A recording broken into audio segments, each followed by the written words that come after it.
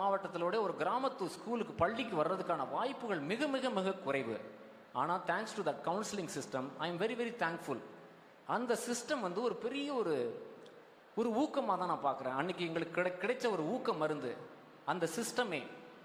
அதனால தான் தெரிஞ்சுது கிண்டி இன்ஜினியரிங் காலேஜ் இருக்குது, அதுக்கு நம்மளும் அப்ளை பண்ணலாம், நமக்கும் ஒரு வாய்ப்பு இருக்குது. கம்ப்யூட்டர் சயின்ஸ் டிபார்ட்மெண்ட்னு ஒன்று இருக்குது.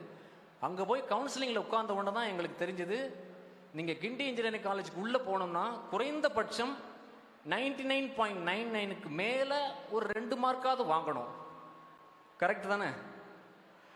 99.99க்கு மேலே இன்னொரு 2 மார்க் வாங்கினா தான் அந்த ஏரியாக்குள்ளே விடுவாங்க. அவ்வளோ சீன் அது, ஓவர் சீன் அது. நான் வந்து 97 வாங்கிட்டேன்.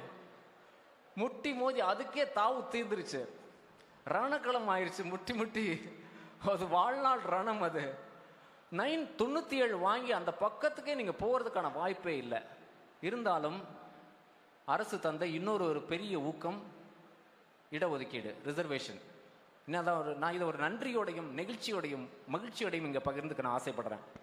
அந்த இடஒதுக்கீடு அப்படிங்கிற அந்த பெரிய ஊக்கம் மருந்து என்னை என்ன பண்ணுதுனாக்கா சென்னைக்கு கூட்டிகிட்டு வருது. அந்த ஊக்கம் மருந்து கையை பிடித்து கொண்டு கிண்டி இன்ஜினியரிங் காலேஜுக்கு உள்ளே கூட்டிகிட்டு போய் அந்த டிபார்ட்மெண்ட் ஆஃப் கம்ப்யூட்டர் சயின்ஸுக்கு உள்ளே உட்கார வைக்குது.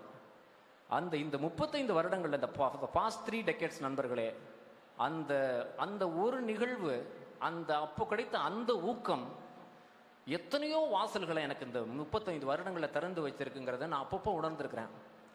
அவ்வளவு பெரிய ஊக்கமாக, அவ்வளவு சிக்னிஃபிகண்டான ஒரு ஊக்கமாக, ஒரு என்கரேஜ்மெண்ட்டாக இந்த மடிக்கணினி திட்டத்தை நான் பார்க்குறேன். உண்மையிலேயே இது வந்து நிறைய மாணவர்களுக்கு வெகு தூரம் கூட்டி செல்லக்கூடிய ஒரு ஊக்கமாக இது அமைய போகுதுங்கிறது என்னால் கண்டிப்பாக உணர முடியுது. அதே சமயம் மாணவர்கள், உங்கள் எல்லாருக்குமே தெரியும், இன்றைக்கி விழாவில் கண்டிப்பாக நிறைய பேர் இதை பற்றி பேச போகிறாங்கன்னு தெரியும். லேப்டாப், இந்த ஆல் திஸ் டிவைசஸ், இந்த மாதிரி கருவிகள், திறன் பேசிகள், குறிப்பாக ஸ்மார்ட் ஃபோன்ஸ், இது எல்லாமே உண்மையிலேயே நம்மளை ஆக்கத்தை நோக்கி கொண்டு செல்லுதா, இல்லை கொஞ்சம் கொஞ்சமாக மானுடத்தையே அழிச்சிட்டு இருக்கா அப்படிங்கிற ஒரு விவாதமும் நடந்துகிட்டே இருக்கு. உங்கள் எல்லாருக்குமே தெரியும். அதை விட்டுட்டு நம்ம யோசிக்கவே முடியாது. இன்ஃபேக்ட் நம்ம எல்லாருமே டிஸ்கஸ் பண்ண வேண்டிய ஒரு பட்டிமன்ற டாபிக் இது. மதிப்பிற்குரிய ஐயா சாலமன் பாப்பையா தலைமையிலே இந்த டாபிக் வச்சு நம்ம கண்டிப்பாக பேசணும். அன்பின் பெரியோர்களே, அருமை தாய்மார்களே, பிள்ளைகளே, லேப்டாப்ன்றாங்க, திறன் பேசிகள் சொல்றாங்க இல்லையா, ஸ்மார்ட் போன்ஸ், இதெல்லாம் உண்மையிலேயே நம்மளை ஆக்குதா இல்ல அழிக்குதா? கேட்கணுமா இல்லையா? நியாயமான கேள்வியா இல்லையா? கரெக்டா? நிச்சயமா நம்ம கேட்க வேண்டிய கேள்வி. இதுக்கு பதில் நமக்கு ஏற்கனவே தெரியும். ஒரு ஆக்கமோ அழிவோ ஒரு பொருள்னால வர்றதில்ல, நிச்சயமா ஒரு பொருள்னால வர்றதில்ல. அந்த பொருளை வச்சுட்டு நம்ம என்ன பண்றோம், நம்ம செயல்னால வருதுங்கிறது நம்ம எல்லாருக்குமே தெரியும். Okay, that's probably an alarm. Okay, so நம்மளுடைய செயல்னால தான் வருது. இந்த ஒரு கருத்தை மட்டும் சொல்லி நான் முடிச்சுக்கிறேன். நம்ம ஒரு செயல்னால தான் வருது, நம்ம எல்லாருக்குமே தெரியும். ஒரு பொருள்னால ஆக்கமோ அழிவோ வந்துட போறதில்ல. பட் அதை வச்சுக்கிட்டு நம்ம என்ன பண்றோம்? இதையும் தாண்டி நண்பர்களே, சைக்காலஜியில் ஒரு முக்கியமான ஒரு நுட்பமான ஒரு கருத்தை சொல்றாங்க. அந்த கருத்து என்னன்னாக்கா, நீங்க எந்த ஒரு செயலும், நீங்க பண்ணக்கூடிய எந்த ஒரு செயலும், எனிதிங் தட் யூ டூ, எந்த ஒரு முடிவும் ஒன்று உங்களை ஆக்கத்துக்கு கொண்டு போகும், இல்லை அழிவுக்கு கொண்டு போகும். இடையில ஒண்ணுமே கிடையாது. There is nothing in between.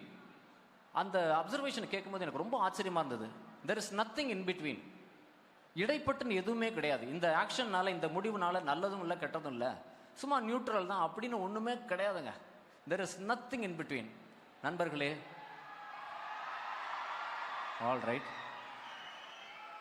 Okay, மாணவ செல்வங்களே, இது உங்களுடைய ஆக்கத்தின் காலம். சரியா? ஆக்கம்ங்கிறது ரொம்ப ஒரு வலிமையான ஒரு வார்த்தை. ஆக்கம்ங்கிற வார்த்தை ரொம்ப ஒரு வலிமையான ஒரு வார்த்தை.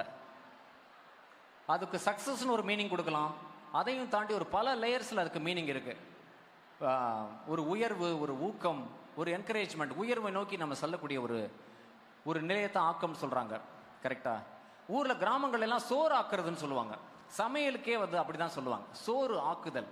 ஆனா மற்றதுக்கெல்லாம் சொல்ல மாட்டாங்க. குழம்புக்கெல்லாம் குழம்பு வைக்கிறது, ஆனா சோறு ஆக்குதல். ஸோ அது ஏன் சொல்றாங்கன்னா, எனக்கு தெரிஞ்சு சோறு எவ்வளவு முக்கியமோ ஆக்குதல் அவ்வளவு முக்கியம். கரெக்டா?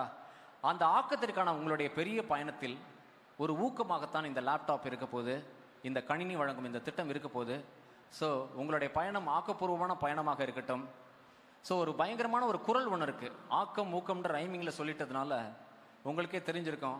இந்த ரைம் யாராவது சொல்லியிருப்பாங்க, நம்ம பெரிய தலை சொல்லியிருக்கு, திருவள்ளுவர் சொல்லியிருக்கிறாரு. அவர் என்ன சொல்கிறாருனாக்கா, நீங்கள் ஊக்கத்தோடு நீங்கள் உழைக்கும் போது ஆக்கம்ங்கிறது உங்களை தேடி வந்துடும். தேடினா உங்களை எங்கே இருக்கான்னு கேட்டு கேட்டு கண்டுபிடிச்சு அட்ரஸ் தேடி வந்துருமா.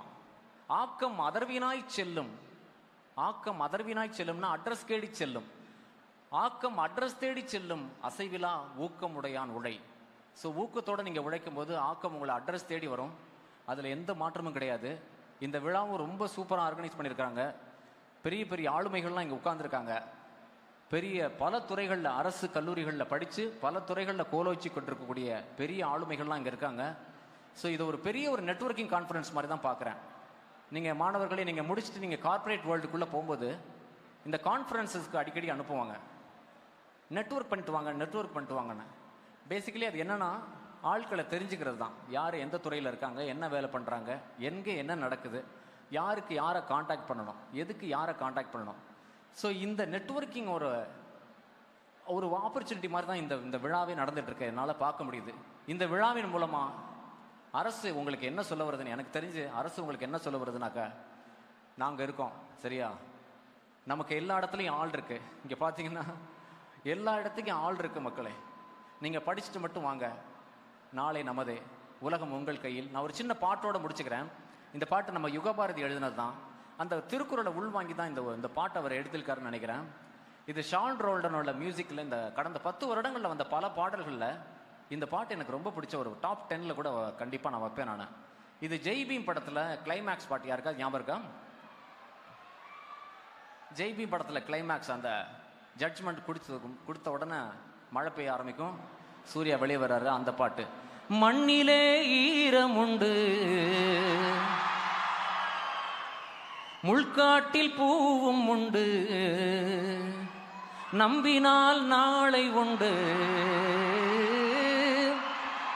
கைதாங்க ஜீவன் உண்டு, எங்கே போனாலும் உன் வானம் கண்ணோடு, எல்லை எங்கில்லை வா காலம் நம்மோடு. ஓ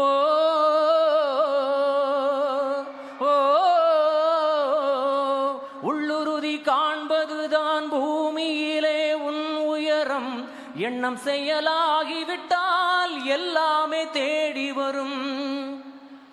உண்மை வழி நீ நடந்து போவதுதான் வாழ்வின் அறம், அன்பின் கொடி ஏற்றி வைக்க துணை சேரும் கோடித்தரம். தேடல் இல்லாத உயிர் உண்டோ சொல்லம்மா, எல்லாம் லேப்டாப்பில் அதை தேடு கண்ணம்மா. அது கிடையாது, எல்லாம் உன்னுள்ளே அதை தேடு கண்ணம்மா. ஓ ஓ மண்ணிலே ஈரமுண்டு, முள்காட்டில் பூவும் உண்டு, நம்பினால் நாளை உண்டு, கைதாங்க ஜீவன் உண்டு. நன்றி.